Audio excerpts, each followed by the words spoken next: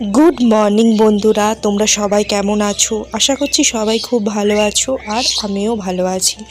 তো আজকে হচ্ছে সেই দিন যেটা খুবই কষ্ট আমার কাছে, কেননা এতদিন বাপের বাড়ি থাকার পর আমাকে শ্বশুর বাড়ি চলে যেতে হচ্ছে, বর নিতে এসেছে। অ্যাকচুয়ালি আমার বাপের বাড়িটা অনেকটাই দূরে, যখন ইচ্ছে করে আমি যেতে পারি না। তো ওই জন্য অনেক দিন হাতে সময় নেই, আমি বাপের বাড়ি যাই।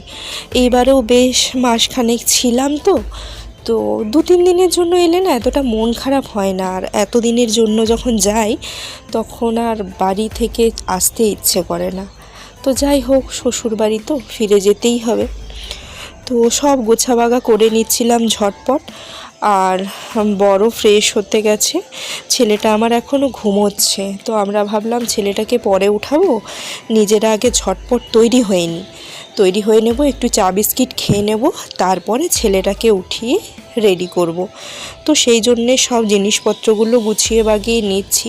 আগেই গোছানো ছিল, কিন্তু লাস্ট মিনিট যেগুলো দরকার পড়ে না, ওই ধরো তোমার ওই ব্রাশ, কলগেট, এগুলো তো সকালে ইউজের জন্য বাইরে রেখেছিলাম, তো সেই জন্য ওইগুলোই গুছিয়ে নিচ্ছিলাম। আরও বেশ কিছু টুকিটাকি জিনিস ছিল, তো সেগুলো আমার গোছানো হয়ে গেল। এরপরে বরমশাই দেখো ছেলেটাকে উঠাচ্ছে, ওকে ঘুমের মধ্যেই ডাইপারটা বদলে দিল। ও কালকে রাতের বেলায় প্রচণ্ড দেরি করে ঘুমিয়েছে, তো আমাদের কারোরই ঠিক করে ঘুম হয়নি, আর ছেলেও না ঘুম থেকে উঠতে চাইছে না। তো যাই হোক, রেডি হয়ে আমরা বেরিয়ে পড়লাম। টোটোওয়ালা কাকু চলে এসেছিল, টোটোয় করে মন খারাপ করে মায়ের চোখে জল দিয়ে বেরিয়ে পড়লাম। চেনা শহরটা আস্তে আস্তে অচেনা হতে থাকলো। এই জায়গায় আমি ছোট থেকে বড় হয়েছি, আমাদের মার্কেট এটা। খুব খারাপ লাগে যখন এই জায়গাটাকে ছেড়ে যাই, আর যখন আবার ফিরে আসি না, মনটা আনন্দে ভরে ওঠে। তো যাই হোক, টোটোয় করে এবার আমরা স্টেশনের উদ্দেশ্যে রওনা হলাম। স্টেশনে চলেই এসেছি। এবারে প্রচুর আমাদের লাগেজ আছে, তো 1 মাসের জন্য এলে না লাগেজটা একটু বেশি হয়ে যায়। তো শীতকাল ছিল বলে আরও বেশি লাগেজটা হয়েছিল, গরমকাল হলে এত লাগেজ হয় না। ওই দেখো দূরে দেখতে পাচ্ছ, বর লাগেজগুলো নিয়ে যাচ্ছে, আর এইখানে আমি ছেলেকে নিয়ে যাচ্ছি। তো বর টিকিট কাউন্টারে গেল, এখন বেশ ভালোই হয়েছে, কাউন্টার থেকে আর টিকিট কাটতে হয় না, বাইরেই দাদাগুলোই টিকিট কেটে দেয়। তো আমরা ট্রেনে চেপে পড়েছি, ছেলে আমার বাইরে দেখতে দেখতে যাচ্ছে। ছেলেটাকে মোবাইলটা একেবারেই ছাড়িয়ে দিয়েছি। তো আগে যখন ট্রেনে যাওয়া আসা করতাম, মোবাইল দিলে চুপচাপ বসে থাকতো, তো এখন তো ওকে আর মোবাইল একদমই দিই না। তো ওকে বাইরের দৃশ্য দেখাতে দেখাতে নিয়ে যাচ্ছি। আর প্রত্যেকবার যখনই আসি না, আমার মায়ের চোখ ভর্তি একবারে জল ছলছল করে। এতদিন থাকি তো মন খারাপ করে, খুব কান্নাকাটি করে, ভালো লাগে না। তো কিছু করার নেই।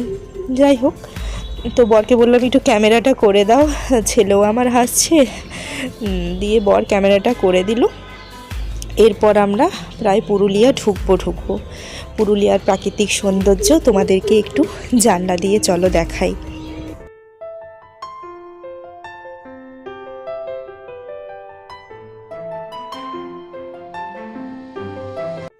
মেঠো প্রকৃতির মধ্য দিয়ে ট্রেন রওনা হলো। এই নামবো ঠিকই, তার কিছুক্ষণ আগেটাই ছেলেটা আমার ঘুমিয়ে গেল, আর প্রচণ্ড গরম লাগছিল। আমি সোয়েটারটা খুলে দিলাম, কিন্তু ছেলের সোয়েটারটা খুলিনি। ভাবলাম যদি ওর গায়ে হাওয়া লেগে যায়, এক জায়গা থেকে অন্য জায়গায় আসছে তো। আর ওই দূরে দেখতে পাচ্ছ পাহাড়, ওইটা ছিল গড়পঞ্চকোট পাহাড়। তো যাই হোক, তারপর আর ভিডিও করা হয়নি। বাড়ি চলে এসেছি, ফ্রেশ হয়ে গেছি। শাশুড়িমা খাবার করে রেখেছিলেন, তো খেয়ে দিয়ে একটু ঘুমিয়ে নিয়েছিলাম। এবার ঘুম থেকে উঠে এই যে সন্ধ্যা দিচ্ছি, আর আবার ঠাকুরের আসনটা দেখছো কী হারে নোংরা হয়েছে। বর 1 মাস ধরে পরিষ্কার করেনি, তবে ঠাকুরকে ধূপটুকু দিয়েছে। তো যাই হোক, ঠাকুরকে ধূপ দিয়ে রেডি হয়ে নিলাম, একটু বাইরে বেরোবো কেন না, ছেলের ডাইপার নেই। ভুল করে আমি বাপের বাড়ির অ্যাড্রেসে ডাইপার অর্ডার করে দিয়েছিলাম, তো সেই জন্য বরের সাথে ডাইপার কেনার জন্য বেরিয়ে পড়েছি। আর বললাম চলো একটু টুকিটাকি কিছু খাবো। ও বললো চলো তাহলে খাওয়া যাক। তো ডাইপার নেওয়া হয়ে গেছে। এরপরে সামনে দেখলাম একটা তোমার চিকেন ললিপপের দোকান। তো সেই দোকানে গেলাম, কিন্তু ললিপপ কিনতে গিয়ে খুব বাজেভাবে ঠকে গেলাম। তো চলো তোমাদেরকে আগে দেখাই কীরকম ললিপপ আমাদেরকে দিয়েছে। এরকম ললিপপ আমি বাপের জন্মে খাইনি।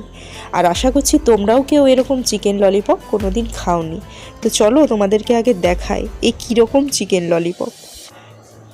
এই যে আমাদেরকে 2টো চিকেন ললিপপ দিয়েছে।